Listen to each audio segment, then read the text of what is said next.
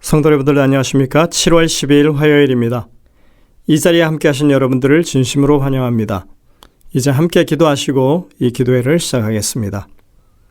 하늘에 계신 아버지 하나님, 저희들에게 이 한날 생명을 허락하시고 주님의 말씀으로 이 하루를 열게 하시니 감사드립니다. 오늘도 우리의 삶 가운데 주님이 동행하시고 역사하셔서 우리를 강건하게 하심을 분명하게 기억하게 도와주시고 주님의 뜻에 합당한 그런 삶을 살아갈 수 있도록 주님 저희의 마음에 깨우침을 허락하여 주시고 주님의 말씀에 유의할 수 있도록 인도하여 주시옵소서.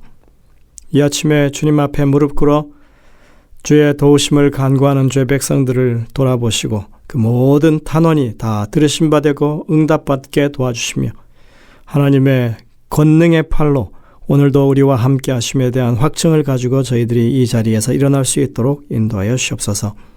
질병으로 고통당하는 주의 백성들이 있습니다.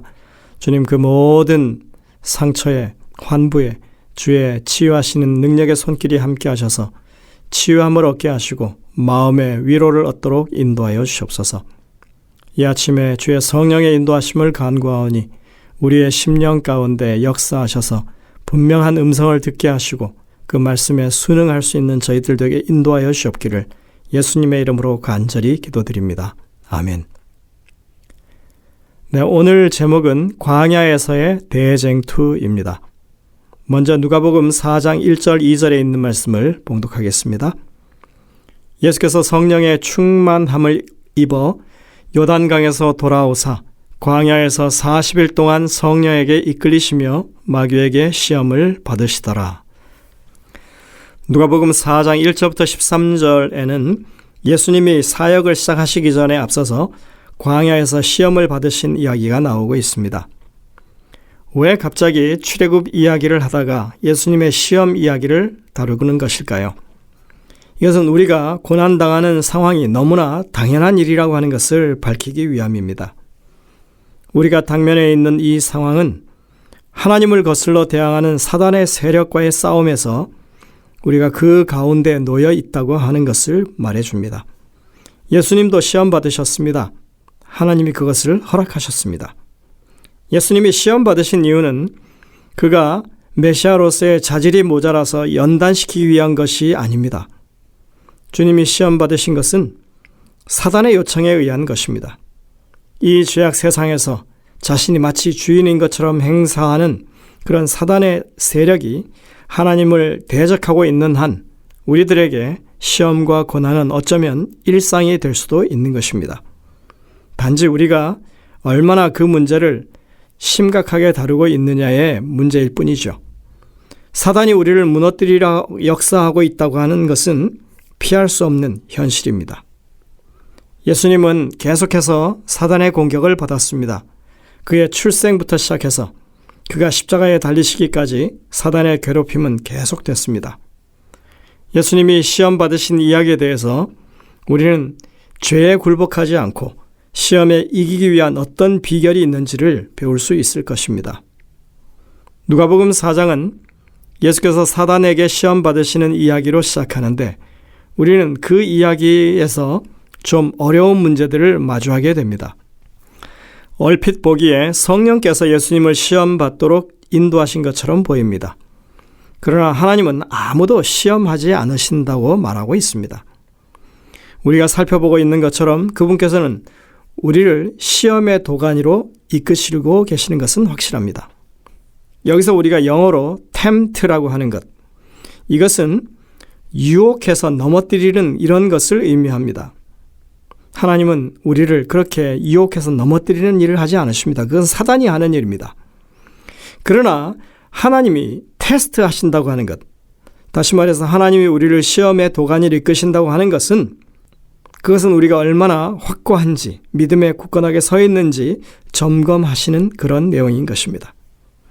하나님은 우리를 유혹해서 죄악으로 넘어지게 하시는 분이 아니라 우리의 믿음을 더욱 굳건하게 하기 위해서 우리를 점검하시는 분이십니다. 누가복음 4장에서 놀라운 것은 성령께서 우리를 사단의 맹렬한 유혹, 템테이션에 노출되는 것을 포함하는 시험, 테스팅의 시간으로 우리를 이끄실 수 있다는 것입니다. 우리가 이러한 시험을 강하게 느낄 때는 우리가 하나님을 올바르게 따르고 있는 것이 아니라고 오해할 수 있습니다. 그러나 꼭 그렇게 생각할 필요가 없습니다. 시대의 소망 126쪽, 129쪽에 보면 이렇게 말합니다. 견디기 어려운 상황에 처하게 되면 때때로 우리는 하나님의 영이 과연 우리를 인도해 오셨는지 의심하게 된다. 그러나 예수님을 광야로 인도하여 사단에게 시험을 받게 하셨다고 하는 이 말씀은 곧 성령의 주관하심, 하나님의 권능하에 이 일이 일어나고 있음을 보여주는 말씀인 것이다. 하나님께서 우리를 시련에 들어가게 하실 때는 우리의 유익을 위하여 이루실 목적을 갖고 계신다. 예수님께서는 자발적으로 시험에 들어가지 않으셨으며 하나님의 약속을 앞뒤 생각 없이 믿거나 시험이 닥쳐왔을 때 낙심에 빠지지도 않으셨다. 우리도 그렇게 해야 한다. 사단의 도가니에 빠지게 되면 우리는 종종 정결하게 되기보다는 좌절하고 낙담하게 됩니다. 그러나 시험이 우리를 짓누를 때 우리는 예수께서 변함없이 굳게 서 계심을 믿고 다시 소망을 가질 수 있다. 우리를 위한 좋은 소식이 있다. 예수께서 우리의 죄를 짊어지셨고 우리가 시험을 견디도록 모든 실패의 대가를 지불하셨으며 우리가 당하는 어떤 시련보다 더 가혹한 시련을 통과하셨기 때문에 우리는 결코 하나님으로부터 버림받지 않는다는 것이다. 죄인 중에 괴수인 사람에게도 여전히 희망이 있다. 시험이라고 하는 것이 견디기 힘든 까닭은 그것이 우리에게 정말로 필요한 것들을 미끼로 사용하고 또 언제나 우리가 가장 연약한 순간에 그것이 찾아오기 때문에 그렇습니다. 지금 예수님의 경우에서도 보듯이 예수님이 40일간 금식 기도한 후에 이제 사단의 시험을 당하십니다. 인간의 육신과 정신이 가장 힘들고 지친 상태에 빠져 있을 때 시험을 받으신 것입니다. 그리고 우리가 그 시험의 내용을 살펴보면 모두 우리의 삶의 방식에 관한 것이라고 하는 것을 알 수 있습니다. 내가 만일 하나님의 아들이라면 이렇게 시험이 시작됩니다. 그리고 사단의 시험들은 기적과 관련되어 있습니다. 돌이 떡덩이가 되게 만들라든지 높은 곳에서 뛰어내려서 천사가 발이 돌에 부딪히지 않게 하라든지 내게 절하면 세상의 모든 보화를 너에게 주겠다든지 무엇이 되었든지 간에 사단의 요구에 응하기만 하면 쉽게 목적한 바를 달성할 수 있게 해주겠다고 그렇게 유혹하는 것입니다. 이 내용들을 가만히 간추려 보면 우리가 무엇을 위해 살 것인가, 또 어떤 방식으로 살 것인가, 또 무엇을 섬기며 살 것인가 하는 문제들이 그 핵심이라고 하는 것을 알 수 있습니다.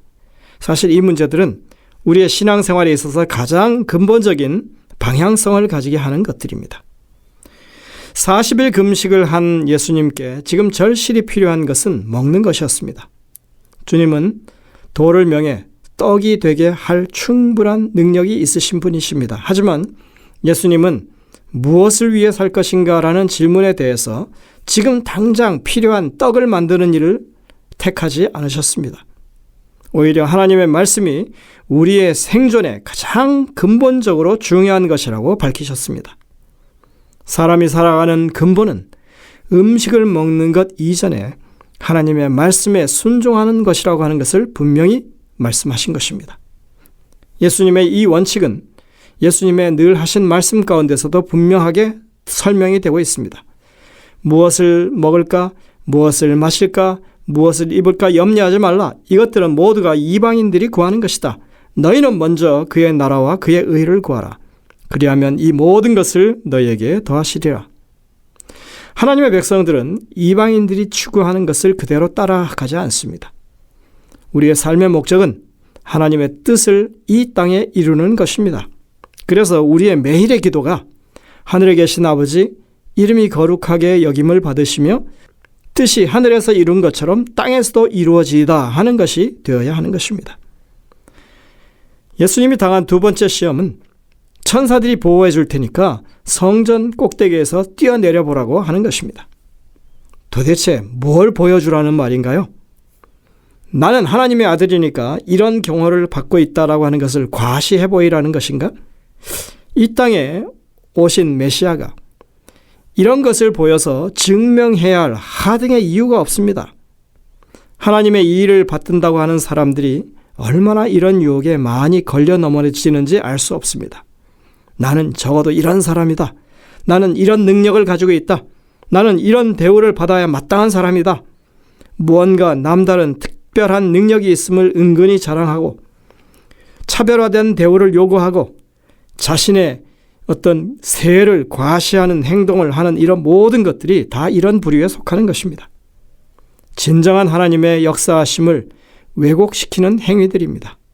저는 개인적으로 자신이 기도하면 치유가 일어난다고 하는 그런 말을 스스로 하는 사람들을 똑바로 보지 않습니다. 만약 정말로 그런 은사를 그분이 가졌다면 결단코 그는 그것을 홍보하지 않을 것이기 때문입니다.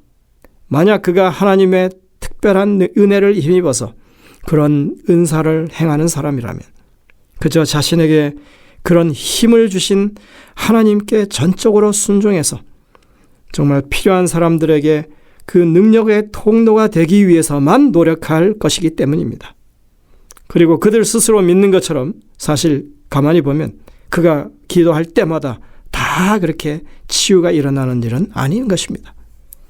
하나님의 섭리에 의해서 이루어지는 일을 가지고 자신이 무슨 능력을 가진 것처럼 하는 것이 하나님 앞에 가증스러운 일이라고 하는 것을 분명히 해야 할 것입니다. 세 번째 시험은 경배에 관한 것이었습니다. 즉 최고의 가치를 어디에 둘 것이냐 하는 문제였습니다. 사단은 산 정상에 올라가서 세상의 모든 부귀영화를 다 보여준 후에 예수님께 내게 절하면 이 모든 것을 주겠다고 그렇게 유혹합니다. 예수님이 정말로 이 온 우주의 주인이시라는 것을 몰라서 그렇게 했을까요? 아닙니다. 사단은 너무나 잘 알았습니다. 그래서 그렇게 하는 것입니다. 예수님이 엎드려 절하기만 하면 그는 이 우주의 소유권을 가진 분으로부터 경배를 받았기 때문에 그분이 가진 모든 것이 자신의 것이 될 것이라 그렇게 생각한 것입니다. 사단은 예수님께 대해서 뭐하러 그렇게 십자가에 죽으려고 해? 나한테 절만 하면 이 세상 거저 얻을 수 있는데 이런 논리였던 것입니다. 우리가 잘 아는 말처럼 No cross, no crown이 있죠. 주님이 이 땅에 주권을 회복하시는 것은 십자가의 고난을 통해서였습니다. 생각해 보십시오. 주님은 그렇게 자신의 생명을 우리에게 주셨지만 사단은 이 세상을 얻기 위해서 그 어떤 것도 희생을 하지 않았습니다. 그는 그저 입으로만 했습니다. 사람들을 유혹하고 참소해 왔을 뿐입니다. 그저 사람들을 위협하고 그렇게 사람들을 협박해서 자신의 백성으로 삼았던 것입니다. 그러나 진정한 왕이요 통치자이신 예수님은 이 땅의 주권을 회복하기 위해서 자신의 생명을 희생하셨습니다. 여러분들 이 땅의 어떤 우상 중에 자신의 백성을 위하여 목숨을 버리는 그런 신이 있었습니까? 자기를 희생하지 않으면서 구원을 운운하는 모든 이 땅의 우상들은 다 거짓입니다. 우리가 여호와 하나님을 경배하는 이유가 바로 자신을 희생하여 우리를 구원하신 하나님이시기 때문에 그렇다고 하는 것을 우리는 깨달아야 합니다. 영감의 교훈에 보면 이렇게 말합니다. 인간에게 소망을 주기 위하여 순복하심. 주께서는 인간이 타락한 이래로 에덴 동산에서 추방되고 하나님의 빛과 사랑에서 분리된 인간이 자신의 힘만 가지고 도저히 사탄의 시험을 물리칠 수 없다는 것 역시 잘 알고 계셨다. 인간에게 소망을 주고 완전한 파멸에서 인간을 구원하기 위하여 인성을 취하시려고 당신 자신을 굽히셨다. 가래뽑은 기별 1권 279쪽입니다. 여기 지금 자신을 굽혔다고 하는 이 표현은 상당히 신학적인 표현입니다.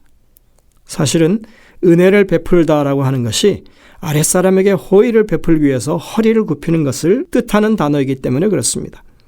그래서 예수님이 그렇게 인간을 구원하기 위해서 그들을 완전한 파멸에서 구원하기 위해서 인성을 취하시기 위해 그렇게 자신을 굽히셨다, 낮추셨다 하는 이 표현이야말로 정말 하나님의 하나님 되심을 보여주는 구절이라 할 수 있는 것입니다. 예수님의 광야 시험은 그저 먹는 것, 기적적인 보호하심을 받거나 혹은 돈과 재물을 얻는 것에 관한 시험이 아닙니다. 이것은 그야말로 우리의 본질적인 영적인 판단을 요구하는 문제에 관한 것들입니다. 이것이 바로 우리가 현재에도 마주하는 영적인 싸움의 진실입니다. 여러분들은 무엇을 추구하며 사십니까? 여러분들은 어떤 방식으로 하나님의 사람으로 살아가십니까? 여러분들은 무엇을 최고의 가치로 두고 살고 계십니까? 이런 일에 있어서 우리가 어떤 하나님을 향한 결단을 내린다는 것 자체가 우리를 고통스럽게 만드는 것입니다. 그래서 그리스도인으로 산다고 하는 것은 진정한 의미에서 참으로 이 세상 사람들이 겪지 않는 고통을 겪는 것과 같은 것입니다. 그러나 우리는 예수님처럼 지혜롭고 탁월한 선택을 할 수 있습니다. 예수님은 요한복음 16장 33절에서 분명하게 말씀하십니다. 이것을 너희에게 이르는 것은 너희로 내 안에서 평안을 누리게 하려 함이라. 세상에서는 너희가 환난을 당하나 담대하라. 보라, 내가 세상을 이기었노라 하십니다. 이 모든 시험을 이기신 주님, 고난을 고난으로 여기지 아니하시고 하나님의 뜻을 이루는 것을 기쁨으로 여기신 주님을 따라서 우리도 오늘 그러한 생애를 살게 되시기를 간절히 바랍니다. 기도하시겠습니다. 하늘에 계신 아버지 하나님, 오늘도 말씀 안에서 우리로 하여금 주님의 생명의 교훈을 얻게 하시니 감사드립니다. 저희들이 우리의 말씀 주신 그 말씀들이 우리의 심령에 어떠한 교훈으로 다가오는지 그것을 더 깊이 묵상하고 그렇게 주님의 뜻을 헤아릴 수 있는 현명한 주의 백성들 되게 도와주셔서 참으로 이 세상 삶에 있어서 그리스도를 모본하고 주님의 그 가신 그 길을 우리도 따라 그렇게 그 환난에 동참하는 저희들이 되게 인도하여 주옵기를 예수님의 이름으로 간절히 기도드립니다. 아멘. 네, 여러분들 오늘도 이 주신 말씀들을 깊이 묵상하면서 주님의 음성을 듣게 되시기를 바랍니다. 저희들은 내일 다시 뵙겠습니다.